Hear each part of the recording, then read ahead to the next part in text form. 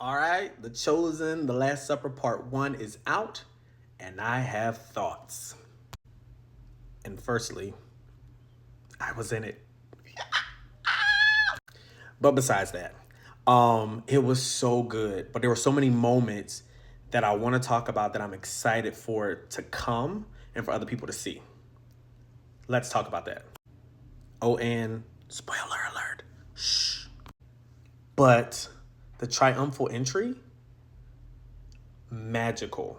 Like that's the only word I can think of is that it was magical. And being there, I felt good. We knew what we were doing. We know how amazing it was going to be.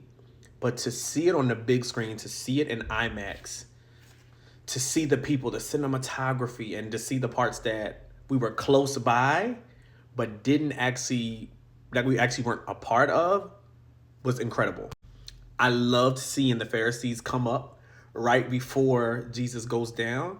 And one of the parts that kind of broke my heart a little bit was when Tamar pulls this and sticks her arm out to Yusuf to come with them in welcoming the king.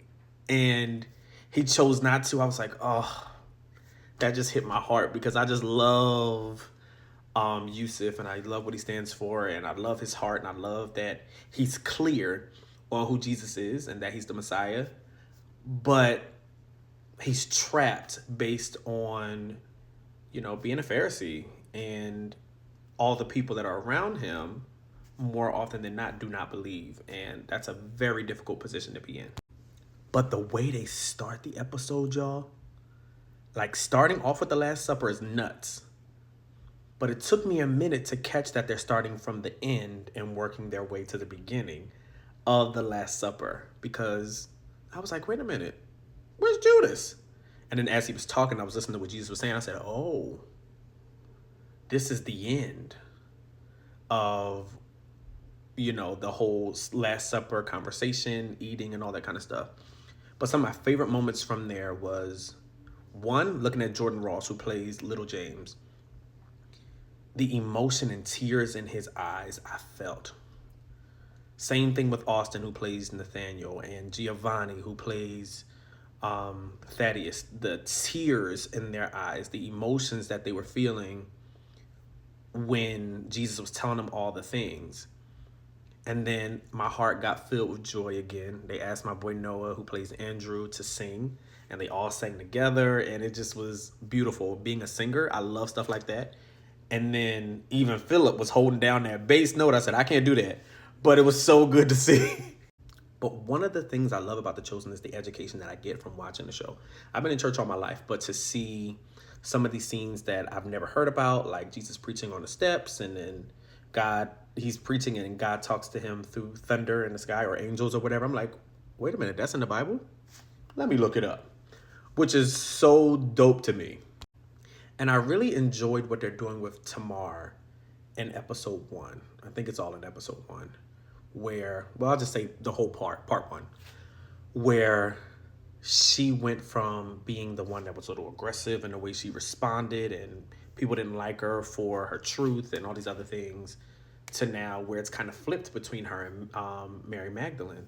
Mary Magdalene is just coming out spitting off things quickly, like when, like in season 3, when they all were stuck in the room in Mary's little flat with Tamar, Mary Magdalene, and Rama. And Tamar was just spitting out things that she was feeling. Same thing that Mary Magdalene is now doing when they get to this house of Joanna's friend. I thought that was cool. And Tamar is being more of the gentle one and being like, she needs some time. She'll be okay. I really like that.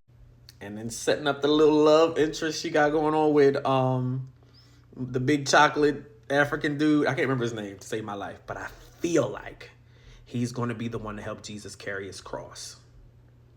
I feel like that's it. As soon as I saw him, it was the first thing I thought about, other than like, I wonder if Samson looked like that. But that was my first thought.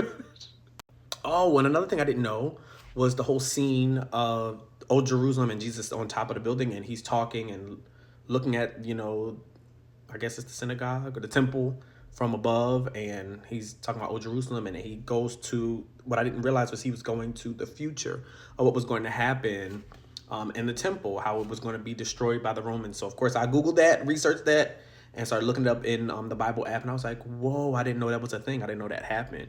So I love being able to get some things that I didn't know about and research it. And Dallas Jenkins, you were bad. Coming down there all big and brawn and stabbing the Pharisee with your sword. Another thing that I loved about Tamar's storyline in this first part is that she's used to being the only Gentile, and now she's not. And she's teaching other Gentiles the things that she's learned by following Christ and being amongst the Jewish community to the people that were a part of the big fight in season 3 of all the different groups at the Decapolis. I love that they did that. And I don't have anything else to talk about when it comes to episode 2. Only thing I care about is Jesus pulling out the whip. Like, my man was cracking the whip at people. The way he flipped those tables over, he was like, get out! Like, it was so guttural. And it was almost like his spirit was crying out everything that he felt by seeing his father's temple, place of worship being used for drinking and cheating people out of money. Nothing that you would think about doing if you were to go to a church, or a synagogue, or it was just, I understood, I got it. And I'm like, yeah, that's a lot to deal with, especially as the son of God. Because us as Christians, we probably look at somebody crazy too if they drinking and charging people extra money and taxing on different things that they can buy in the house of God. We would probably go crazy like, what's happening here? But to be the son of God, fully man and fully God, and seeing that, and for him to say, I can't even hear the prayers, he had every right to snap. But it was so good, part 1. I'm so grateful that I had the opportunity to be part of the show, but I'm just grateful that I have the show to be able to watch. It's just so good. So many things that I learned, so many things that I find joy in watching the show, so many things that I feel, and I'm so excited for part 2 this week. I'm going Thursday. So if you haven't bought your tickets for The Chosen, The Last Supper Part 1, you have until Wednesday, I believe, Wednesday or Thursday, to get your tickets to watch the first part.